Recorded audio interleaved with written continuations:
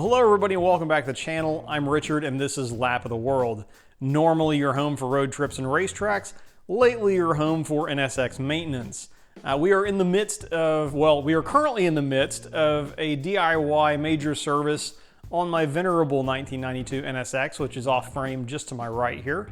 However, we're taking a little bit of a sidebar from that, kind of mid-project, to do a video specifically on the valve covers that are back here. They are obviously somewhat worse for wear, but in their defense, they are 29 years and nearly 290,000 miles old at this point, and that's before you get to the track use that my car sees, the fact that it has aftermarket headers and probably less heat shielding between the headers and the used to be black crinkle coating, especially on the rear bank back here. But what I wanted to do today is get into what we're kind of going to do to address that. So I'm going to have them powder coated.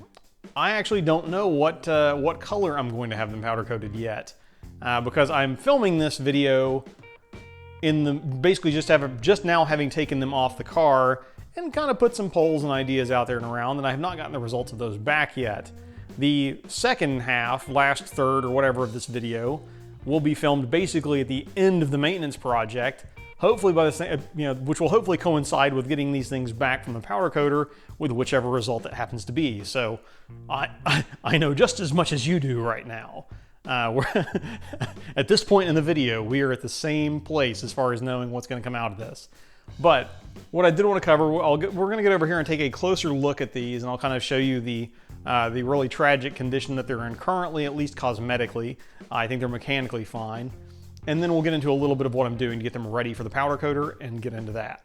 So as you can see, these have looked better in their day.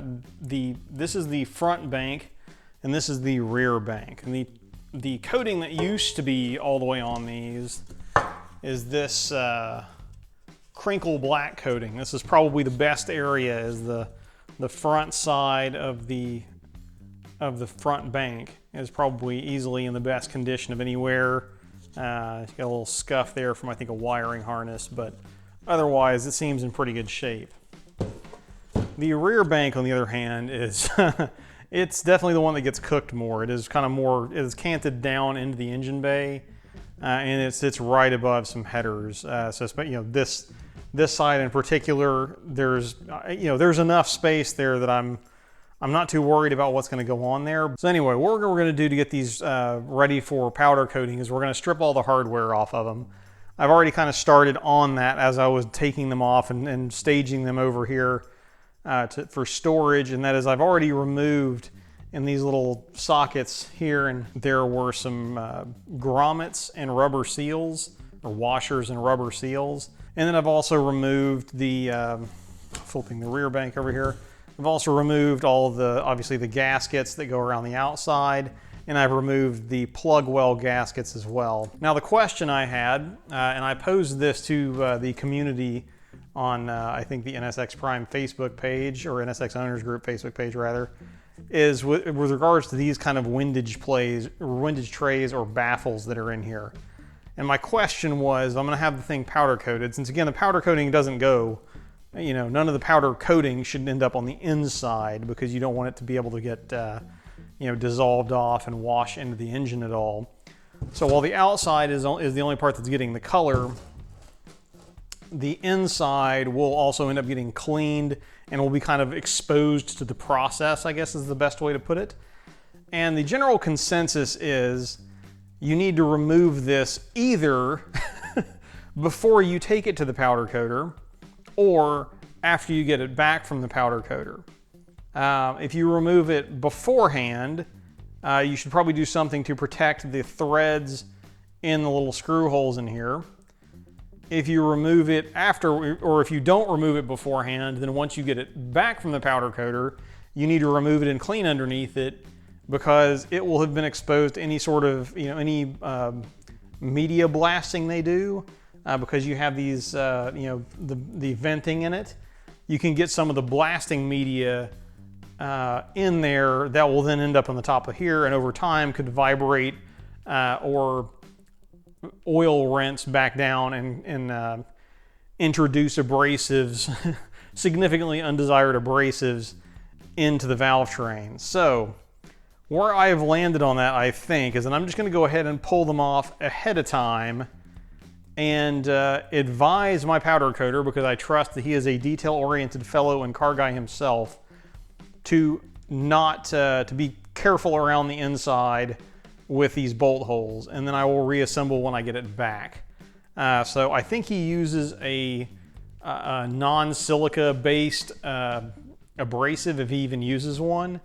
So I don't think there's too much risk to the threads there, and I would be more concerned about you know, what could already be hiding under there. So I'm just going to go ahead and pull them off. I'm going to catalog the hardware, and that way I'm keeping track of the hardware. I'm not worried about my, you know, powder coater losing any hardware, you know, in spite of his best efforts. So I'm going to go ahead and pull that off, and we'll kind of show you what it looks like underneath. So these are all 8mm bolts, and you can tell that I'm not even choking up on the, I'm still choked up on my ratchet, and I'm having no trouble popping these all loose.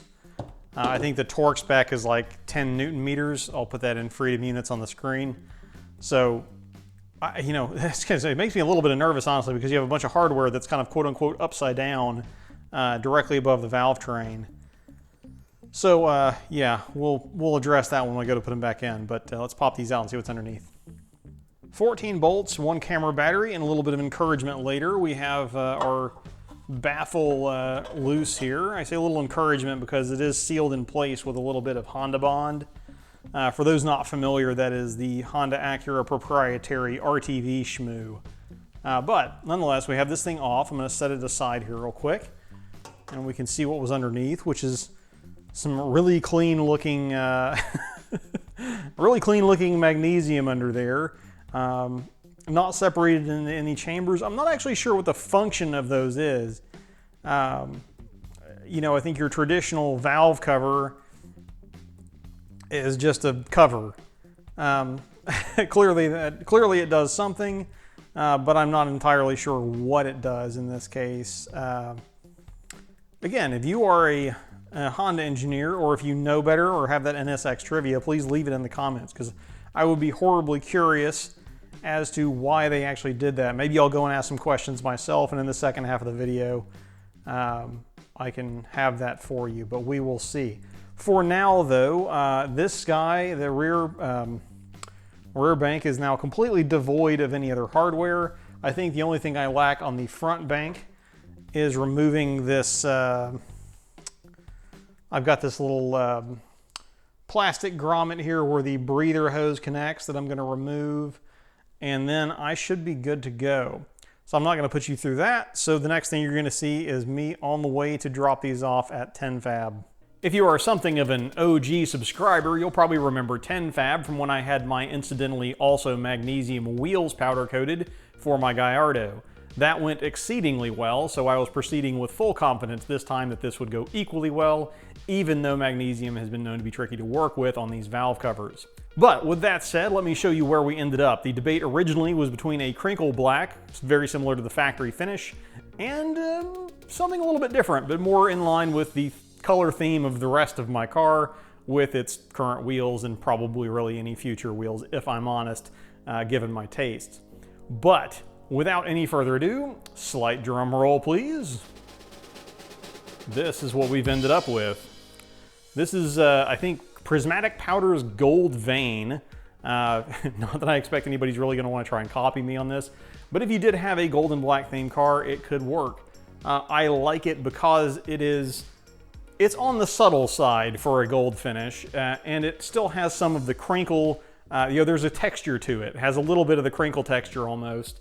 So that's kind of sticking to more of the original feel. And then the fact that I joked around with John, the proprietor over there, that you know, one of the reasons that I like this finish is because it kind of already looks dirty. It's got some like deliberate little black, you know, black pitting almost look to it, kind of a patina on it already. So I have a feeling if I smudged this with a greasy thumb and wiped it off, you wouldn't even be able to tell. But let's take a little bit of a closer look. I'll also show you what this piece at least looks like in the engine bay, and then we'll get on with reassembly. All right, so as you can see, we've also had the front and rear bank in the same color, and we've got the little splash baffles over here that I cleaned off in the meantime. Let's jump to the back of the car real quick though. So having moved to the back of the car, kind of trying to show it in contrast with the paint and the rest of the engine bay, I think it's not going to be too obnoxious. I think the gold color is, it's going to be subtle enough and surrounded by enough, darker and contrasting colors that it'll hopefully look pretty classy once they're all installed and have their little middle trim plates on, which that's probably the next video you'll watch is me, they'll need a little bit of adjustment there. So with some idea of what they're going to look like when they're installed, let's get to moving that direction. So to begin with, we have our front valve cover on the bench here, and first thing we're going to do is reinstall our baffle. These baffles are directional, so you will want to pay attention to that. There's a little bit of a lip on that, and that will go down. If you have it upside down, it's actually going to go up, so it's facing you. It's on the exposed side because this side gets the liquid gasket to sit flush against this. You do need to pay attention because at least on the front bank is kind of where it's important. You want this vent to go opposite the breather. And the hole for the breather is down here. You want this vent to be on the opposite side, so when it's in place, it'll be about something like that. It is installed with a liquid gasket, so we're going to have to run a bead of that around the outside here in order to get that going. I guess it is worth noting that you do have to kind of pay attention to this because these things appear interchangeable. The screw holes all line up. And indeed, even like the piece of trivia, the castings for the valve covers are identical from here to here. It's only on the front bank that you get a little bit of an extra material from here to here for this timing belt cover section. But we're starting with the oily bits. So let's run a bead of Honda Bond around here and kind of smear that in place. We'll get our baffle fixed. I'm going to use a little bit of blue Loctite on the screws. You'll kind of see that as I illustrate that. And then we'll move on to installing the gasket.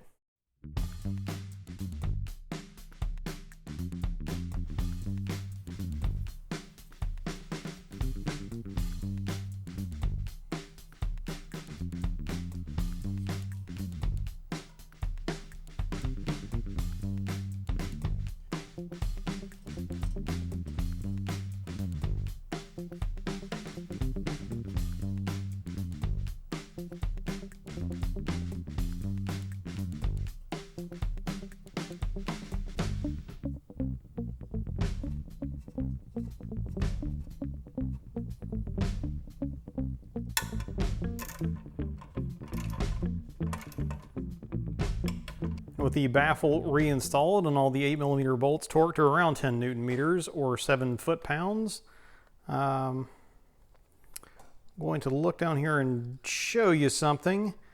You'll note that along this entire edge here, there's just a little tiny bit right there. There's next to no Honda Bond has been smushed out after the tightening process.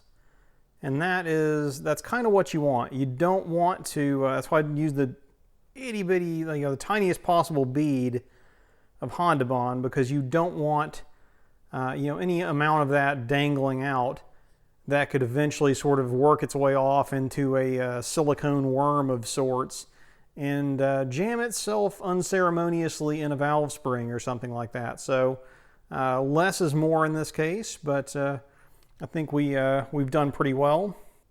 So I'm going to go and get on to installing the baffle in the rear bank, and then we'll come back to gaskets. Now looking at the rear bank with its baffle installed and torqued down, the next thing I'm going to do while I still have my tube of Honda Bond out and handy is I'm going to go around this groove on the outside where the eventual valve cover gasket will sit, and I'm just going to put here and there a few dots, and I mean dots, tiny amounts of Honda Bond in this groove. Just kind of around the perimeter. And you're not trying to seal anything with this. That's accomplished by the gasket itself. All this is going to do is going to hold this in place. Since we're doing this with the engine in the car especially, you can't just, stick it on the engine. It's going to be some jostling, and especially on this rear bank, you're going to have to slide it in, do that 90-degree turn, and then plop it into place. In the meantime, it's going to be a super big pain in the butt. If the gasket, falls out and starts dangling, you could nick it on something. It's best to keep it in place, and this will accomplish that. Now, I've seen other folks recommend using a Permatex high tack.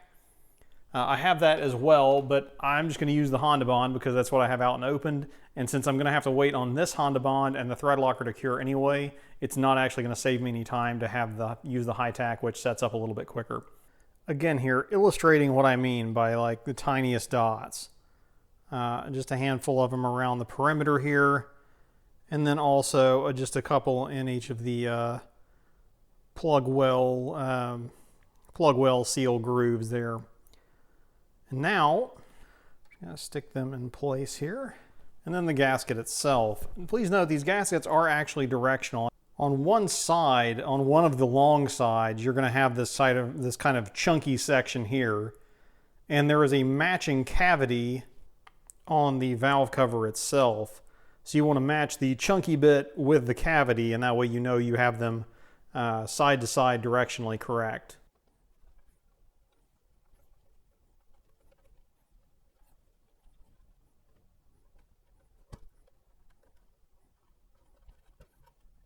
So the gasket's now sort of smushed in place. I'm going to leave them overnight, actually. So I'm just going to flip them upside down so that the weight of the cover will hold the gasket in place. I'll put these little guys in here as well. And I'll flip them over, let them sit overnight, and then we will come back tomorrow and actually put them in the car. And it was at this point that Richard realized he had messed up. Two things. One, I had forgotten that a month ago when I removed it, the little nylon grommet for the breather tube did not come out gracefully, we'll say. Two, in spite being sold as a valve cover gasket set, the valve cover gasket sets that most places sell, it seems, do not include the gaskets that go on the valve covers around the timing cover section. Those are separate. I will put pictures and part numbers on the screen, but if you were having to replace, or if your car did not retain its timing cover gaskets, it probably doesn't have these gaskets either. They are just dust and moisture seals, so they're not the end of the world. Again, my car went 7 years and 60,000 miles with a lot of track use, with no timing cover gaskets, and everything was fine, but you know how that goes.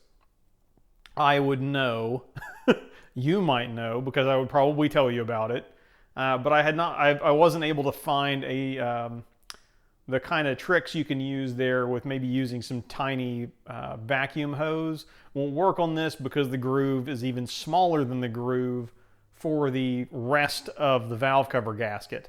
I actually considered, I went dumpster dove myself and fished out my old valve cover gaskets to see if I could maybe cut a section of those and use them out here so that I didn't have to wait on parts again. But at the end of the day, that's what I'm doing because I needed the grommet anyway to complete the job. So, do it once, do it right, I guess. But that does mean that's where we are stopping for today. So next video should be some combination of either dealing with the coil covers and the little decorative plate on the manifold cover, or if things arrive in a timely fashion, we'll actually get to the details of installing these because there's a little bit more to do that I've gotten the kind of gospel details on from some of the well-known and experienced technicians in the community that I do want to make sure and share. So those are upcoming videos. We'll be actually putting these on the car in the hopefully most correct manner to avoid what a lot of people deal with are seepage around the valve covers that ends up dripping down the exhaust and causing smoke and,